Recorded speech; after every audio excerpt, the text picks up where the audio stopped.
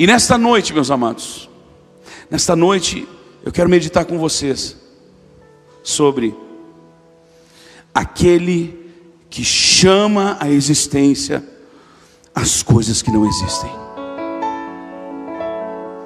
Repita comigo: hoje vamos mergulhar nesta realidade sobre aquele que chama à existência as coisas que não existem.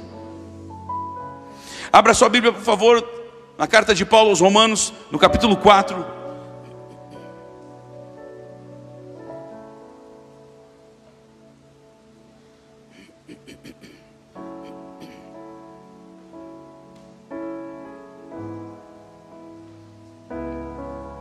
Aleluia.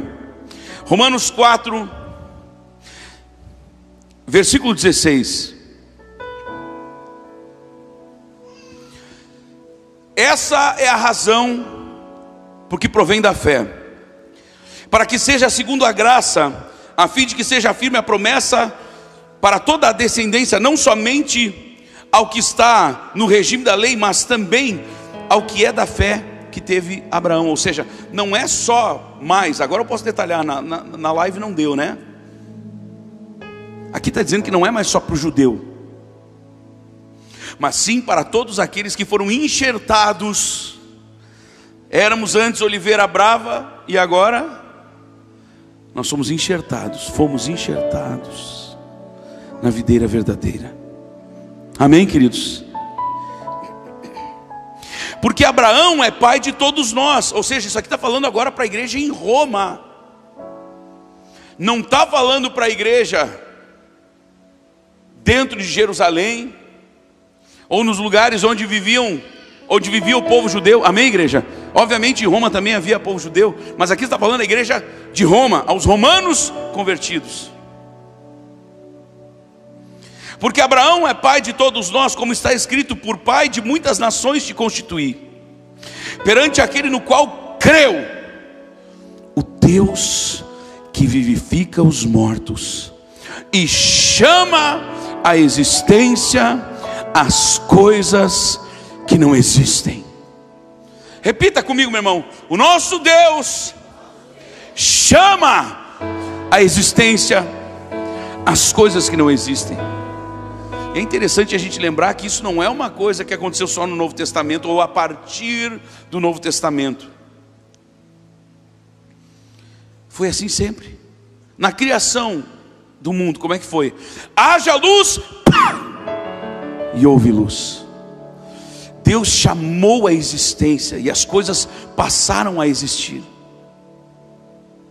Deus chamava a existência e as coisas simplesmente do nada começavam a existir. É por isso que eu não tenho medo de orar pelas pessoas, queridos, para que Deus dê aquilo que está faltando e para que Deus tire aquilo que não era para estar, porque é o nosso Deus que faz todas essas coisas. Levante a sua mão direita e diga: Deus, muito obrigado, porque é o Senhor que chama à existência as coisas que não existem, e é o Senhor que pode arrancar aquilo que não é para existir.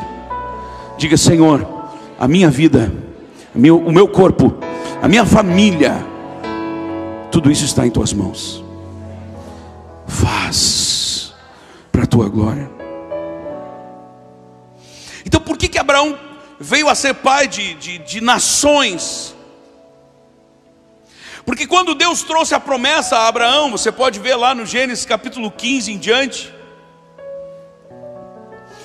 Abraão precisou, como diz o versículo 18, Abraão esperando contra a esperança. Ou seja, qual era a esperança de Abraão? Qual era a expectativa natural de Abraão? Abraão não teria filhos, porque durante toda uma vida não teve filhos. Durante todo o seu momento, vamos dizer assim, de virilidade, de possibilidade de engravidar uma mulher, simplesmente a sua esposa Sara, antes Saraí, simplesmente não engravidou.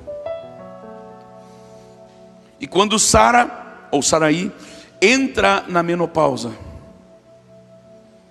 quando ela já não podia mais ter filhos, mesmo tendo passado uma vida toda estéril. Agora Abraão também. Ou seja, às vezes, escuta o que eu vou falar agora,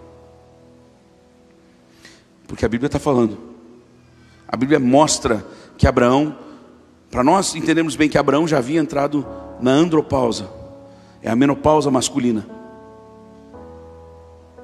Escute, às vezes Deus vai permitir que nós cheguemos ao fundo do poço mesmo, porque se Ele fizer o milagre antes, existe uma grande possibilidade de nós não darmos crédito a Ele, de nós acharmos que foi força, ou foi pela força do nosso braço, ou porque um amigo nosso nos ajudou, ou um parente me trouxe uma solução. Sempre é Deus, sempre é Deus, sempre é Deus movendo as coisas. Você está comigo? Diga amém. Abraão então, ele esperou contra a esperança, ele creu para vir a ser pai de muitas nações, segundo lhe fora dito. Então foi isso que eu disse esses dias: não basta nós termos uma promessa. Alguém vai dizer: pastor, mas todas as promessas de Deus, elas vão se cumprir. Elas vão se cumprir desde que elas encontrem um lugar de repouso, e as promessas de Deus só repousam em um lugar onde existe fé. E fé e obediência nunca caminham separados. Se eu tenho fé em Deus, logo eu obedeço a sua palavra, logo eu obedeço o seu comando, seja um comando de avançar, ou um comando de parar, ou até mesmo de retroceder. Você está me ouvindo? Diga amém. Meu Deus, glória a Deus, estou sentindo uma unção muito forte aqui, amados.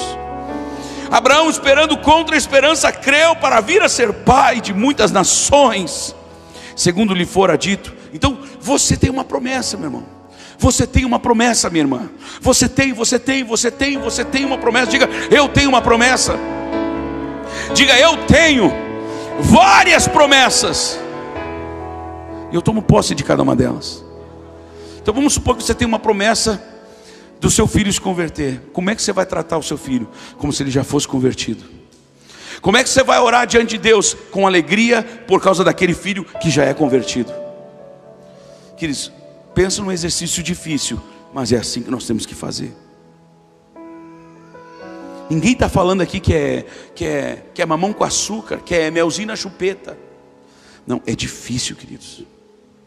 É difícil às vezes nós olharmos para aquele parente que não é convertido, que às vezes está fazendo tudo ao avesso do que era para ser. Mas são nessas horas que nós precisamos continuar mantendo firme a nossa convicção. Nessas horas é que nós precisamos manter firme a nossa mente com a mentalidade de Cristo. A mente de Cristo nunca vai dizer para você que você perdeu. Senão a palavra perseverança, ela teria que ser alterada ou tirada da Bíblia. Porque perseverança é o quê? É permanência em um estado ou atividade, mesmo em caso de oposição ou fracasso. Consegue entender isso? Humanamente você olha, fracassou. Deus quer que você continue. Parece até uma loucura isso, mas é isso mesmo. O Evangelho, ele é loucura para aqueles que se perdem, mas para nós os que cremos, ele é o poder de Deus.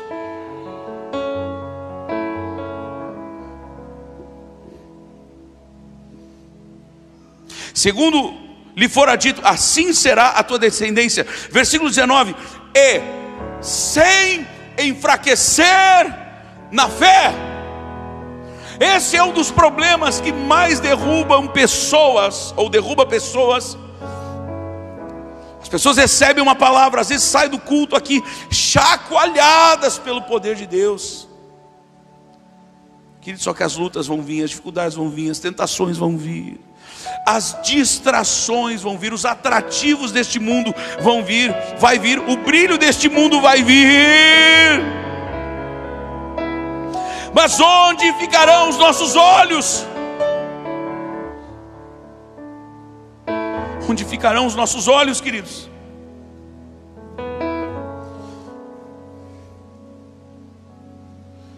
Onde ficarão os nossos olhos? Na palavra de Deus, no Senhor. A Bíblia diz: olhando firmemente para o autor e consumador da nossa fé.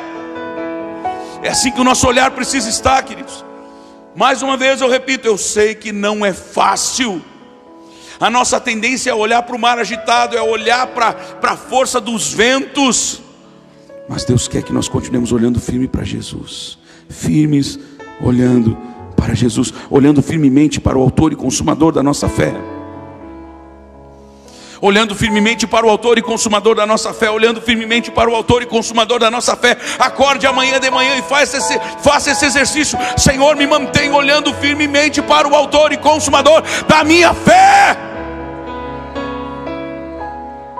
Repita isso, repita uma vez, 2 vezes, 10 vezes. Fala na frente do espelho. Diga, assim como o salmista: bendize a minha alma ao Senhor e tudo que é em mim, bendiga o seu santo nome. Bendize a minha alma ao Senhor e não te esqueças de nenhum só de seus benefícios. O salmista estava bancando uma de maluco aqui. O salmista estava bancando uma de doidão. Está falando para ele mesmo: Senhor, e não te esqueças, não te esqueças, não te esqueças de nenhum só de seus benefícios. Quando o diabo começar a dizer para você e apontar os problemas, comece a apontar para o diabo: não, mas teve aquela vez que Deus me trouxe provisão nisso. Não, mas teve aquela vez que Deus salvou meu filho daquilo. Não, mas teve aquela vez que Deus tocou minha esposa daquele outro jeito. Comece a falar para o diabo, dá um tapa na cara do diabo, contando todas as bênçãos que Deus já derramou sobre a sua vida. Dê essa resposta para o diabo. Aleluia! Pode ter certeza que o diabo vai começar a parar de cutucar você. Que o diabo vai pensar assim: meu Deus não, né? Melhor, meu Deus. Porque até do diabo Deus continua sendo Deus, amém? Mas assim, meu Deus, se eu cutuco essa mulher, ela não para de orar. Ela não para de orar. E pior que daí, ela já não ora só por ela, não ora só pelo marido, ela ora pelo pastor, ela ora pela igreja, ela ora pela vizinha, ela já sai, é uma rajada de fogo. Para de cutucar nessa mulher. Porque cada vez que vocês incomodam essa mulher, é o diabo falando para os seus demônios.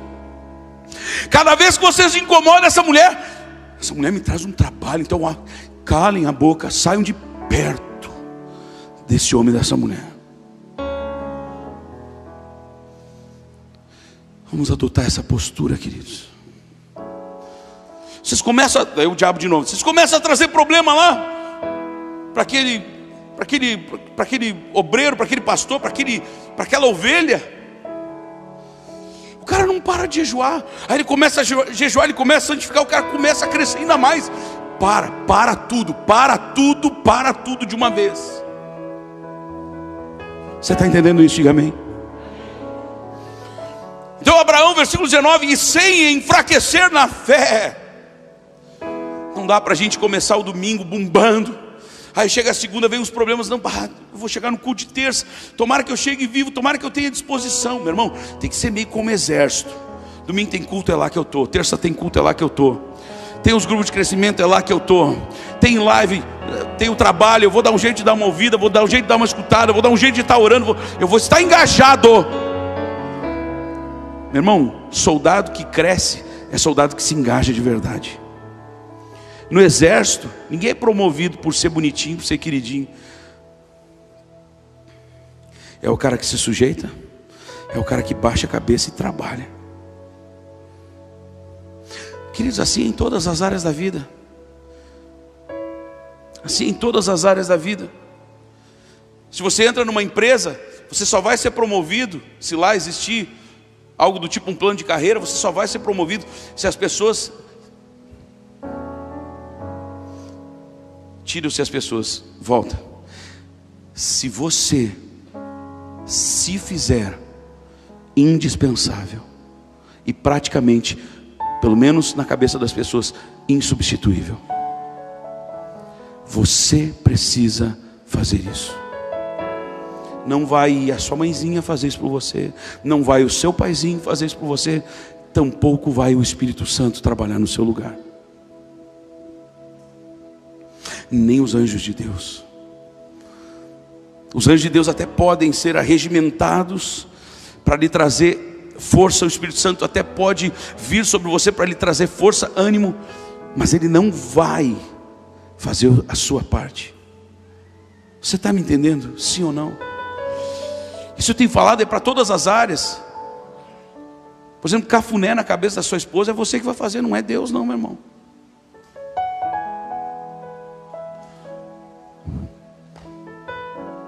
Tem coisas que não se espiritualiza e tem outras que não dá para a gente achar que é só no plano físico não, meu irmão. Você está entendendo essa palavra, sim ou não? Sim ou não? E sem enfraquecer na fé. Ele não era maluco, ele não era um doidão, embora levasse em conta, ou seja, ele estava consciente do amortecido corpo que ele tinha. Ou seja, Abraão não podia mais manter uma relação. Eu não preciso falar mais nada, já deu para entender, né, gente? Senão dá vergonha aqui. Abraão não podia, ele não tinha mais condições clínicas físicas de manter uma relação. Ou seja, uma vida inteira ele podia, Sara não podia ter filhos. Aí agora Sara já estava em idade avançada, já estava na menopausa, agora ele estava na andropausa. Tem horas que Deus vai levar você até o fim. Algumas coisas Deus vai lhe dar assim, ó, pá. Mas algumas Deus vai segurar para preparar você. Posso ouvir pelo menos um amém? Tem coisas que Deus vai segurar porque Ele precisa nos preparar, queridos. Porque nós temos uma tendência muitas vezes de recebermos a bênção e praticamente tornarmos a bênção numa maldição. Queridos, eu lembro um casal que eles tinham o verdadeiro sonho. Pena que eu orei por eles. Não, estou brincando. Eles tinham o verdadeiro sonho de terminar a casinha da praia deles. Pensa nos irmãos, sério. Pensa nos irmãos que depois que terminaram a casa da praia, eles não apareciam mais no culto de domingo. De dezembro a março. E às vezes também não vinham no culto de terça, porque daí tinham que ajeitar as coisas do trabalho para poder se liberar para na sexta picar mula para ir para a praia. Pensa que hoje infelizmente os filhos estão todos desviados e eles também já não frequentam mais igreja nenhuma. Porque um abismo chama outro abismo. Não torne a bênção que Deus deu para você numa maldição. Não faça isso. Você está me ouvindo? Diga amém. Voltando, e sem enfraquecer na fé. Diga, sem enfraquecer na fé.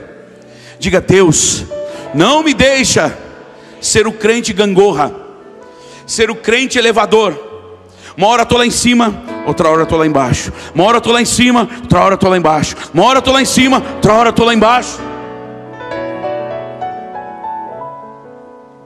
A nossa vida com Cristo tem que ser uma crescente contínua. Crescendo em Cristo. Amém, igreja? Não uma coisa, tem um mês lá que o cara está botando fogo para tudo que é lá, de tanto que ele está buscando a Deus. De repente pensa numa brasinha que não está mais nada, é só cinza. Não é Deus que permite essas coisas. Deus até permite, mas é segundo a vontade de cada pessoa. Diga, Deus, eu quero queimar de hoje até o último batimento do meu coração. Eu quero queimar na tua presença. E sem enfraquecer na fé, embora levasse em conta o seu corpo amortecido, sendo já de 100 anos e a idade avançada de Sara. Gente, mesmo com todas estas circunstâncias nada favoráveis, diga comigo, mesmo com todas estas circunstâncias nada favoráveis, Abraão não duvidou por incredulidade. Diga depois de mim, Abraão não duvidou por incredulidade.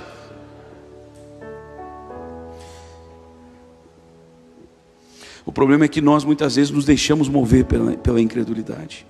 Rapidinho, vem comigo para Marcos, e você vai ver que eu nunca estou inventando a história aqui, ó. Marcos capítulo 6.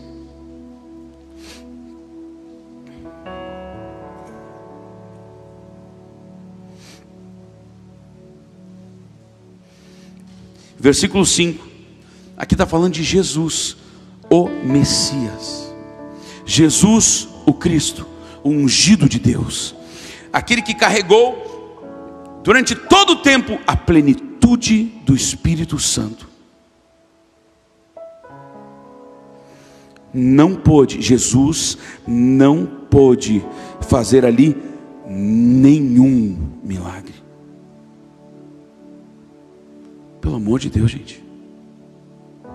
Um homem que tocava no caixão, no esquife, pá, dava uma ordem e o morto levantava e passava a falar. Lembra da história da viúva de Naim? Um homem que tocava os leprosos e não pegava a lepra, mas simplesmente purificava o corpo ou os corpos dos leprosos, como aquele momento onde purificou 10 leprosos.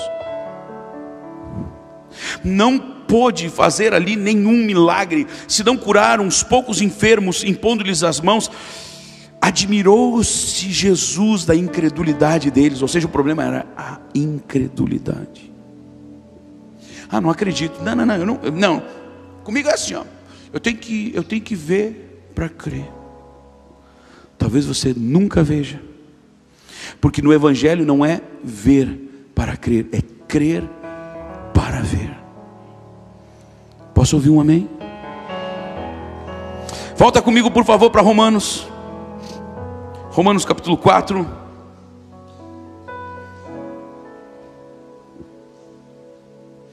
Versículo 20. Não duvidou por incredulidade da promessa de Deus, mas pela fé se fortaleceu, dando glória a Deus. Ou seja, não foi murmurando, não foi reclamando, não foi questionando a Deus. Ô Senhor, eu vivi uma vida inteira onde eu tinha totais condições de engravidar minha esposa. Não era mais fácil o Senhor ter curado só ela?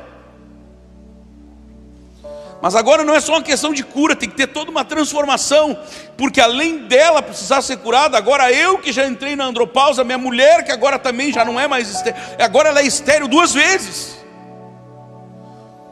Estéril porque era assim, agora estéril por causa da menopausa. Senhor,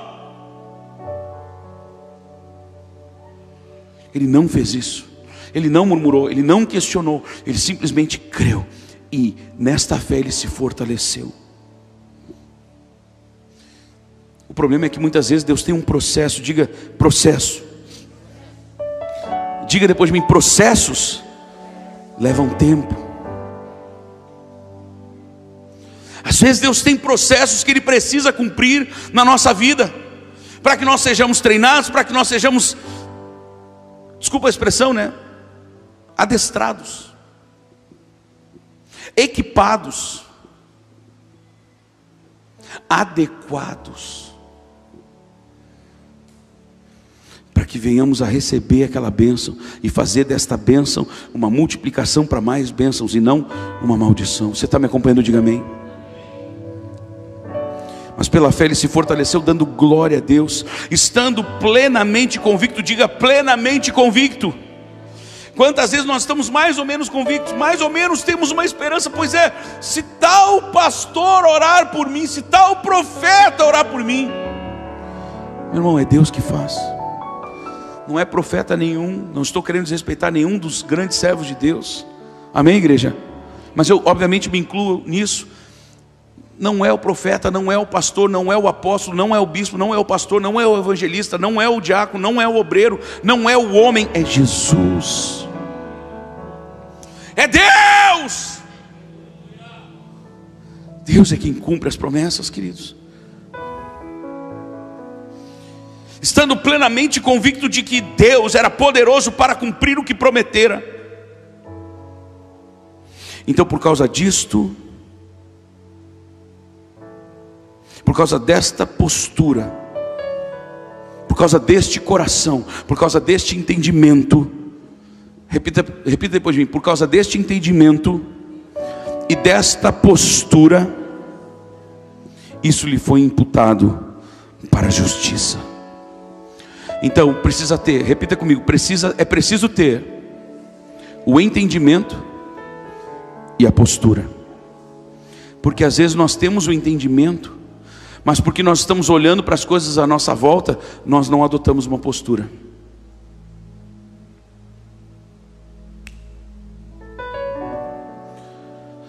Paulo e Silas haviam acabado de ser açoitados e jogados no cárcere. Estavam lá presos pelos pés num tronco, uma situação terrível. O que eles faziam? Murmuravam e reclamavam diante do Senhor. Amém, igreja? Oravam e cantavam louvores ao Senhor. Gente, as costas deles estavam todas abertas, era sangue para tudo que é lado, era urina para tudo que é lado, era fezes, porque os historiadores contam que as pessoas que sofriam aquele tipo de tortura, eles não conseguiam mais se segurar. Eles urinavam, defecavam involuntariamente, de tanta dor, talvez de tanto medo. E eles deitados em cima de tudo aquilo ali, com certeza ratos passando, escorpiões, sei lá, aranhas, morcegos. Eles oravam e cantavam louvores ao Senhor. Mas eles cantavam, eles oravam, eles adoravam a Deus, queridos. Essa é a postura que Deus espera de nós. Essa é a postura que Deus espera de nós, para liberar os milagres, queridos, para liberar o sobrenatural diante dos nossos próprios olhos. Se Abraão tivesse ficado questionando a Deus: ô Senhor, olha só, tinha todo o tempo para o Senhor fazer, sabe, não dá para ser de outro jeito, por que tinha que ser agora?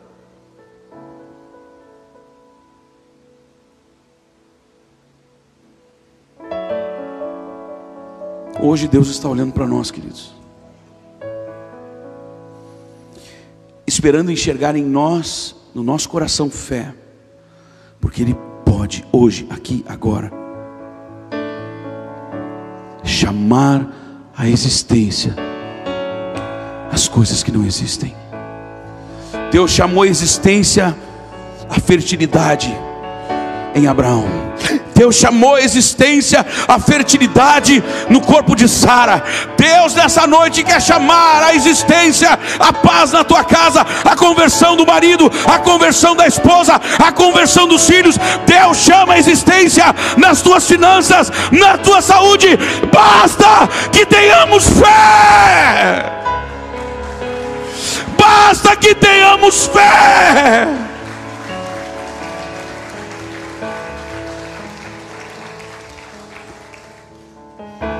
E se você crê nessa palavra, se você crê que Deus pode chamar a existência as coisas que não existem, vamos ficar de pé agora, queridos. Vamos ficar de pé agora. Vamos ficar de pé. Levante as suas mãos, nós já vamos adorar. E depois dessa oração você corta lá, Estevão, tá bom? Senhor, nós abençoamos agora cada uma das vidas e declaramos, meu Deus, que esta palavra ela vai frutificar, ela vai germinar. Meu Deus e meu Pai, os mais lindos e preciosos, poderosos frutos começarão a brotar, Senhor. Pai, nós vamos ver homens, maridos sendo convertidos pelo Teu Espírito, mulheres sendo convertidas pelo Teu Espírito, jovens sendo convertidos pelo Teu Espírito, porque o Senhor chama à existência as coisas que não existem. Queridos, nós temos hoje uma irmã chamada Michele Micaelsen. Eu não sei se ela está ao vivo agora conosco, mas ela está congregando desde ontem conosco, mesmo morando em Cascavel, no Paraná. Ela sentiu de Deus que ela precisava congregar conosco, mesmo que de forma online, assim como tantos outros já têm feito. E ontem, pela primeira vez, queridos, ela ofertou e dizimou na nossa igreja, porque ela disse: agora eu sou membro aqui. Queridos, ela entregou o dízimo dela, ela entregou a sua oferta. Olha a fé. E ela tinha que pagar uma conta. Se não me falha a memória, R$500. E ela não tinha esse dinheiro. Ô pastor, ô profeta, mas não era melhor então ela ter pago a conta? O que vocês ensinam nessa igreja? As pessoas deixarem de pagar a conta para entregar dízimo e oferta? Não, a gente ensina as pessoas a terem fé. E a fé move a mão de Deus. Queridos, essa irmã, ela fez ela entregou o seu dízimo, ela fez a sua oferta e ficou aí sim na dependência de Deus.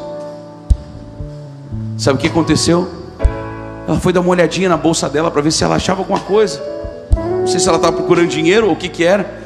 Ela foi lá e achou entre os papéis. Entre uns papéis. Foi esse valor, Bianca? Você que estava na hora? Foi, né? Ela achou entre os papéis R$500. A Tami, ela falou assim: olha, a gente até pode perder no meio da bolsa R$50, R$30, R$100, mas R$500 ninguém esquece que está lá dentro. Olha, queridos, eu vou dizer uma coisa para vocês. Para mim não é fácil,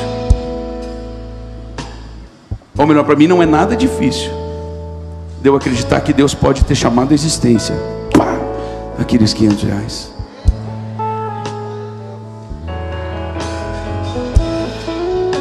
Que essa fé invada o teu coração e você possa viver os preciosos feitos do Senhor.